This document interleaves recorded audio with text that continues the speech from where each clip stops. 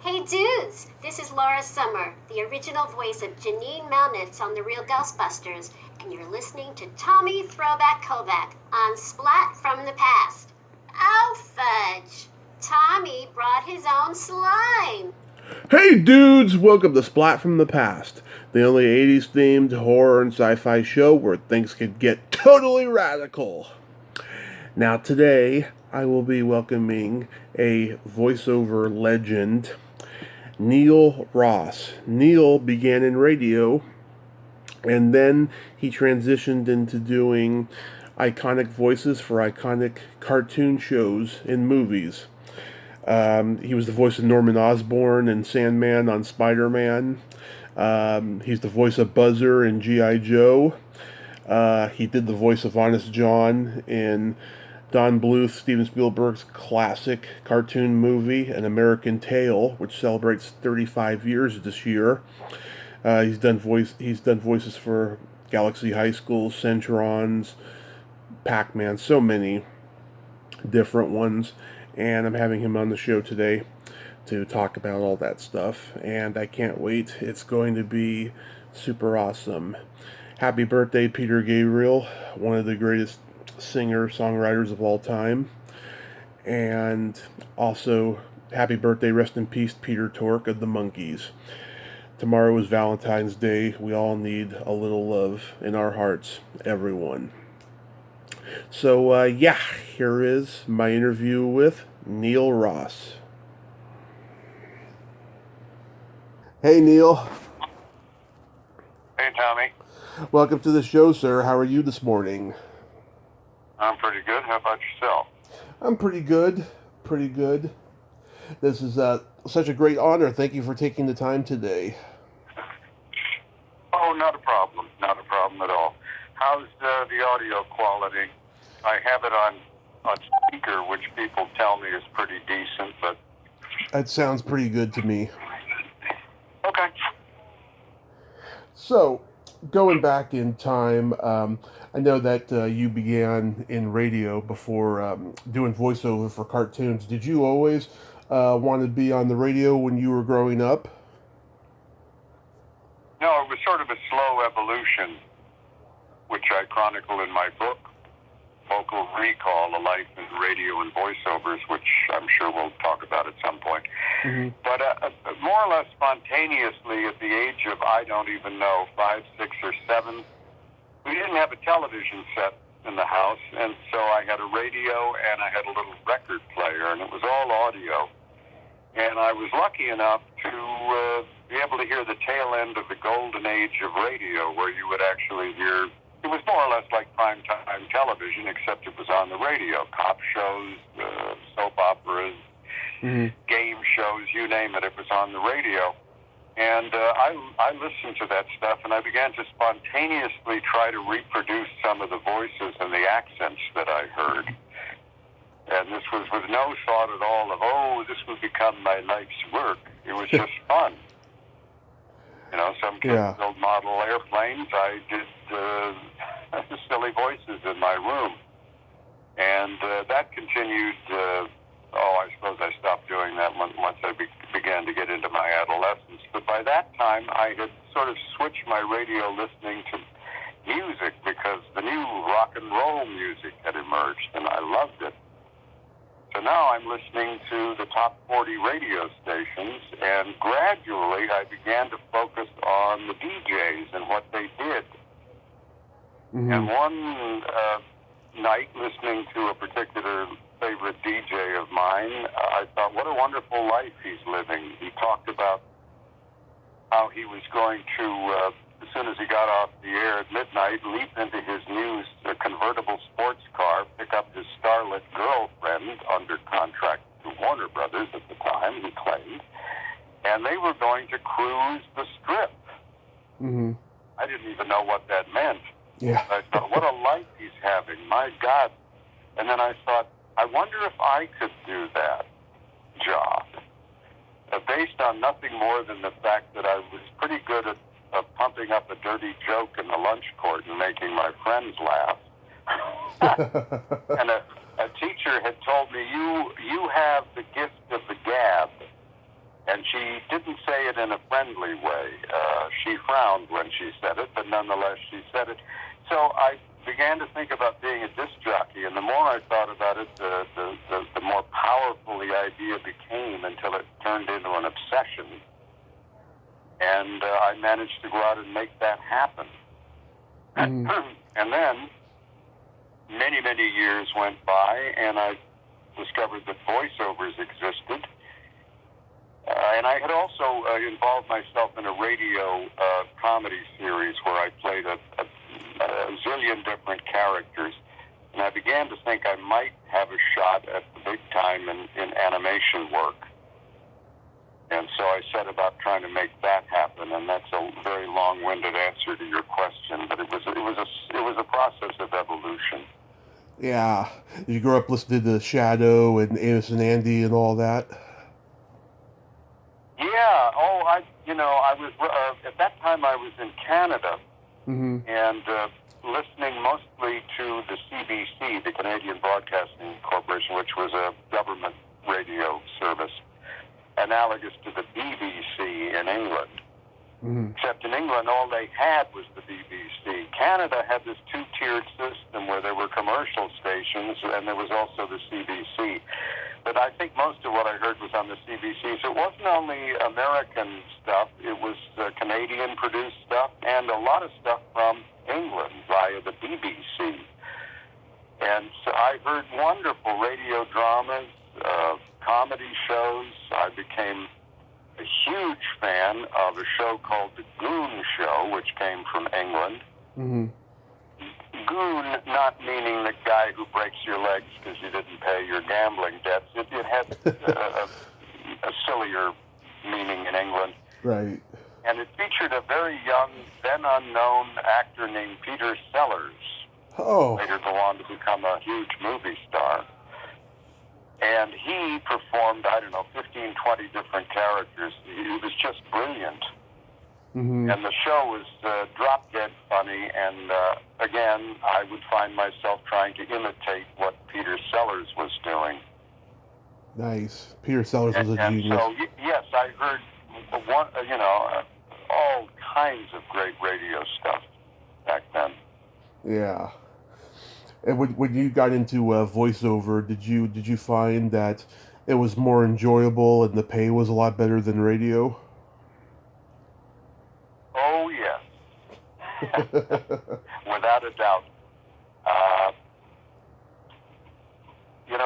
Radio, gosh, it's tough to explain it, but I don't frankly understand it. I absolutely love my coworkers, the other DJs, the news people, production people, behind-the-scenes people, but radio seemed to attract the worst kind of people in the management area. Mm-hmm. By worst, I mean either incredibly stupid or kind of sadistic, Yeah. or maybe a combination of the two. I thought back and I thought there's not a single general manager I ever worked for who I wouldn't want to sit down with today, look them in the eyes and say, come on, what the F were you thinking? Yeah. And I'd love to hear the answers. I don't know what they would be, but Yeah. anyway. They're and bullies. yes, no, the money was not that great, to be honest with you. Yeah. And suddenly I got into voiceovers where I'm working with a much classier group of people. I mean, I cannot tell you some of the horrible things that were said to me in radio stations. The biggest tongue lashing you ever get in voiceovers is, geez, Neil, we don't seem to be getting it. I must be explaining it wrong. Let me try again. I mean, that's a major ass chewing in voiceovers. Right. Radio, they used to have what they called the red phones or bat phones. It would be a phone in the control room, and when it rang, a red light would go off. And the only people who had the number were programming people, management. And you knew when you picked that phone up, you would be screamed at, cursed at, threatened with being fired, all over relatively trivial stuff. Mm-hmm. So, yeah, I mean, I got into voiceovers, and I just said, this is home. This is where I belong. This is where I should have been 10 years ago. Yeah. So I'm going to mention cartoons that you did voices for. Tell me anything that you remember, starting with Spider-Man. Well, I was in two different iterations. Mm-hmm. In the early 80s, I was in Spider-Man and His Amazing Friends. Right. And then in the mid-90s, I was in a show called Spider-Man, the Animated Series. And in the first Spider-Man, I was Norman Osborn. But somebody else played the Green Goblin, which is what he morphs into. Mm-hmm. But when I did the Spider-Man, the Animated Series, I ended up doing both roles, Norman Osborn and the Green Goblin. Right. And I don't remember too much about the first go-around because it was a long time ago, Well, in the early 80s, and I'm not sure that I even did that many episodes. I don't really have any clear memory of that. But I do remember a lot about the animated series in the mid-90s. mm-hmm. Weren't you also Sandman on the original? Off the top of my head, I don't know. I'd have to look it up. Okay. Because that's what it said on IMDb. How about bless their hearts. I'm glad somebody started that service. Once in a while, they get a little thing wrong here or there, Oh, yeah. but most of the time they're pretty accurate, so maybe it's true. How about Pac-Man? Yeah, Pac-Man was, actually that was, I have fond memories of that because that was the first year that I broke through and got regular roles in a couple of shows that were running on the networks. Prior to that, I was basically doing guest shots and third guy from the left and cop and this sort of thing. Mm-hmm. But I got into these two network shows, and Pac-Man, of course, was Hanna-Barbera, which was the big time in cartoons in those days. Yeah. And I had worked there before, but again, I was just doing guest shots. But here I had a regular part in a series. I was Clyde the Ghost Monster in that one. And at the same time, I was in a show that's been long forgotten called Pandemonium, involving some panda bears. And that only went one season, and nobody remembers it. But to be in two network a regular cast member in two network cartoon shows was a huge leap for me. And that was, I think, 83. Mm-hmm. Did you record in the same booth as Susan Silo? Oh yeah, we Hanna-Barbera, they had a very nice setup, an area where everybody worked together, and so you would have however many, 4, 5, 6 actors in the same room. Everybody had their own microphone. And, sure, yes, we all worked together. I mean, that's part of the joy of the thing, bouncing off the others actors and actresses. Yeah, because they make you better. You have to rise to their level. I mean, I really have little or no formal training as an actor. Mm-hmm. I took an acting class in Hollywood. I was terrible. It was a disaster. And then I took a wonderful animation acting class that was presided over by one of the biggest voiceover actors of all time, a guy named Michael Bell. You may be familiar with his name. Yeah. And but that's it. I basically learned the trade on the job. And, and Susan, you mentioned Susan Silo, she had a long, distinguished on-camera career, and now she was doing voiceovers. And, I mean, these were pros I was getting in the room with. Yeah. And in those days, I kept waiting for somebody to go, wait a minute, this guy's just some ex-disc jockey. Get him out of here. Get a real actor. It never happened, but I was always the first few years, I kept waiting for it to happen. It didn't, fortunately. Yeah, I've had Susan on this show. She's a great lady. She's very funny. Oh, she's the best. She's the best. Well, listen, Yeah. In those days, looking back, I say there's like maybe 1.5 people who kind of annoyed me over the years. But honestly, the voiceover community in that era, the 80s and 90s, just, you couldn't meet nicer people. And friendly and supportive and absolutely no jealousy, no attitude, just showing up and having a ball.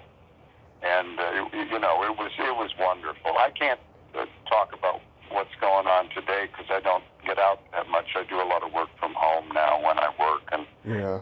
I don't frankly know what it's like these days. But that group, you couldn't meet a nicer group of people, I'm telling you. And as talented as so many of them are, they're just absolutely ego-free. It's astonishing. Oh yeah, the ones I've talked to, they're great people. I've noticed. Yeah. You know, it's almost natural that they didn't make it in on-camera acting, that they went into voiceover because they're just very nice people, and like you said, no ego at all. Yeah, I haven't really. I just occasionally on camera people will wander into our world, or did in those days, and would be astonished at how friendly and ego-free everybody was. And they led us to believe the on-camera world is very different. Yeah. And, but I have no first-hand knowledge of that. But, as I say, I have the perfect face for voiceovers, and so everything worked out. It's probably a good idea I didn't do on camera. Yeah. How about G.I. Joe? G.I. Joe came along a couple of years later. It was voice directed by a chap named Wally Burr, who I had worked for in the past doing these, little incidental guest roles, so he knew me. And I was called in to audition. I think the first character I got was Buzzer, the chainsaw-wielding dreadnought. You may remember him. And then I was called in to audition for this character called Shipwreck. Mm-hmm. And I was very fortunate to get that part. That's probably one of the most revered parts I've ever had. That's one of the ones fans still remember and want to talk about and want to hear about. And I probably have four. I'm starting to sound like Monty Python. 4, no, 5, no, 6. There are 4 characters that everybody seems to remember. Mm-hmm. And that would be Shipwreck, of course, in G.I. Joe. And Keith in Voltron. Yeah. The Green Goblin in Spider-Man. And Springer in Transformers. Those are my top 4. Nice. Yeah, Buzzer is a very memorable character. Are you just astounded at the lasting legacy of G.I. Joe with its movie reboots and all that? Yeah. The movie stuff, not so much. They look around for stuff and repurpose it and reboot it.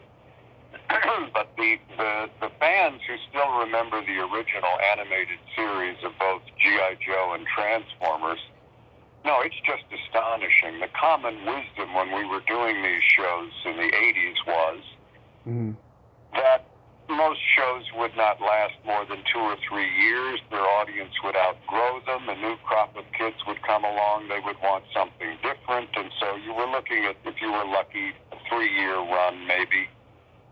And then they would be stuck on a shelf somewhere, the shows, and nobody would remember them anymore. Nobody would care. Yeah. And the idea that whatever it is, 35 years later, we are asked invited to go to conventions, and fans line up to meet us and get autographs based on these shows. Nobody could have predicted it. Yeah. I don't. It's not good. You know, what I say is that when they did, in particular, G.I. Joe and Transformers, somehow through luck or some kind of strange alchemy, they put together a team of producers, writers, actors, animators. I hope I'm not leaving anybody out. Where, truthfully, the whole became larger than the sum of its parts. And we ended up creating something far greater than we really, I don't think anybody envisioned.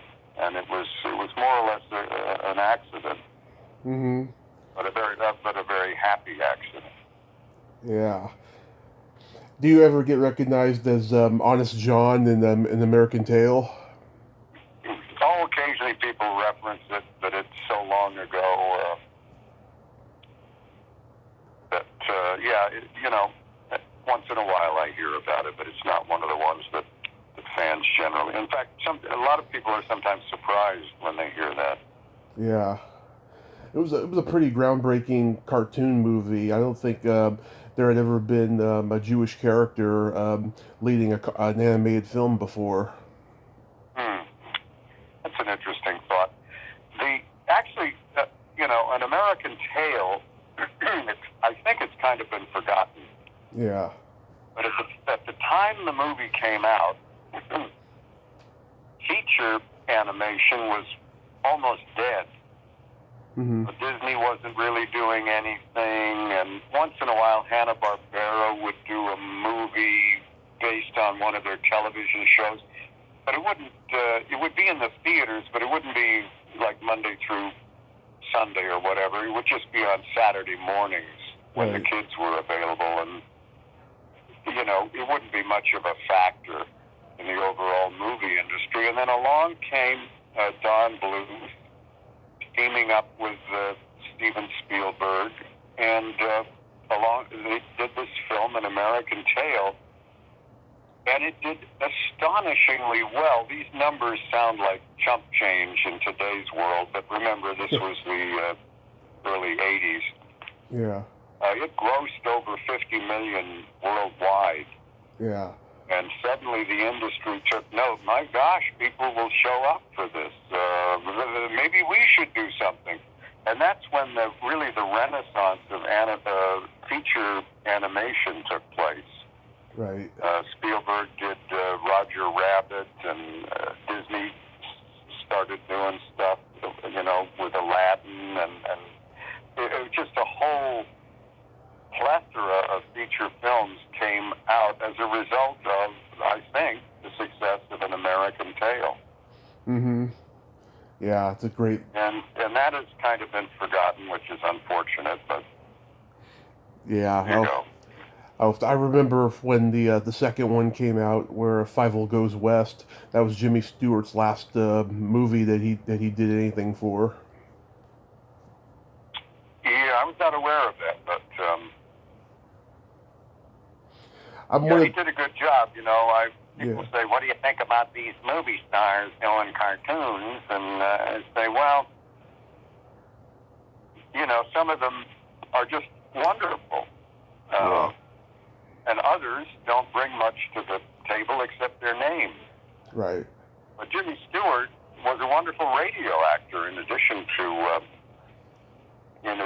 all the movie work, there's a series which I still hear occasionally on the old time radio channel on the Sirius XM thing, and it's called The Six Shooter, and he plays the title character. Mm-hmm. And the way it's written, when the action is happening, he describes it. And so I inched along the cliff, but he got a bead on me, bang! I ducked down. You know, he's describing what's happening to him, and he's so good at it. Yeah. That it doesn't surprise me he could do animation, you know. Mm-hmm. He should have done even more. He was pretty good. I'm probably one of the few who remember Galaxy High School. Yeah, there are not. You're a vanishing breed, my friend. Yeah, we had more damn fun doing that show. Howard Morris directed it, Mm-hmm. and he was a very actor-friendly director, and we always had fun with him. And that's where I first met a very young lady with a page boy haircut named Nancy Cartwright. Yeah. And she played a character in Galaxy High, I think it was Flat Freddy. Mm-hmm. And every time she did a voice that I would describe as maybe a second cousin to Bart Simpson. Yeah. And every time she would do that voice, we would all crack up. And I thought, why don't they write more lines? I mean, she's naturally fun. This voice is naturally funny. She could read the phone book and you'd laugh. Yeah. And, somewhere in there were the seeds of what would become Bart Simpson. Yeah. It was a great cast in general. Yeah. You got David Lander, who just passed away. He was one of my earliest guests. Susan Yes. Blue, Yes. Gino Conforti, Henry Gibson. I mean, that's a talented cast there. Yeah, Henry Gibson of Laughton fame. Yes, absolutely. No, it was you just never can tell. I mean, I think we all put every bit as much effort into that show as was put into G.I. Joe and Transformers, but for some reason it didn't click. I think, part of the problem that you had with Saturday morning animation was the time slot, and it sounds like a cop-out. Mm-hmm. But they would take a show that had some fairly sophisticated writing, the kind of show where older teens would get the jokes and parents who happened to be watching along with their kids would get the jokes, that kind of thing. Right. And then they would shove it on the air at 7 a.m. on Saturday. Yeah. The only audience that's available at that hour are little tiny Rugrat kids. Yeah. And they don't get the humor, and they're not that interested. They want to see Winnie the Pooh, that kind of stuff. And there's no problem with that. Yeah. But they would put a show like Galaxy High on too early in the morning when there was no audience available for it. Yeah, rather than putting it in a time slot where, the later risers might be able to catch it.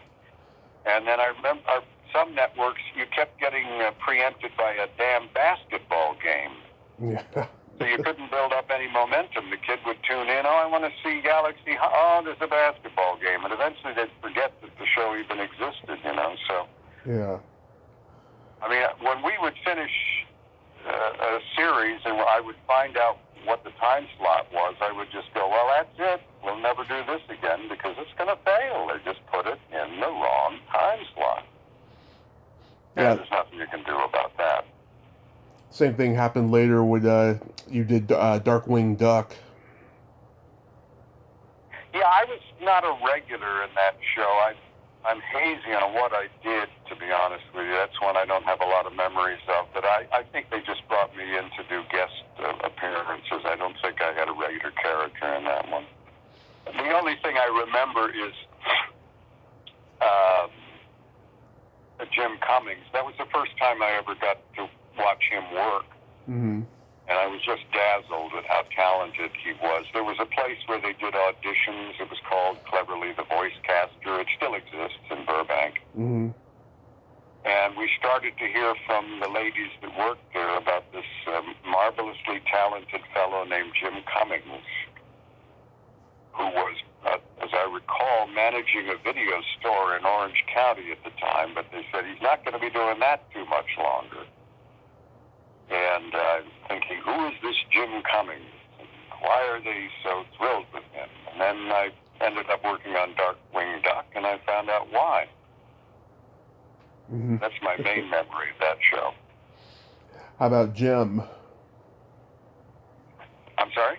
Jim? Remember Jim and the Holograms? Oh, I'm sorry. I think you were saying Jim. No. Jim and the Hologram. again, I was mostly doing guest appearances. I kept getting in that show because I played the character of the newsman, Hector Ramirez, who I think is the only character who was in, oh gosh, I think he was in G.I. Joe, he was in Transformers, he was in Gem, and I think he was also in Inhumanoids. And he's the only character who made it into all four of those shows. He was sort of the all-purpose newsman whenever they wanted to write a newsman into an episode. Hector Ramirez.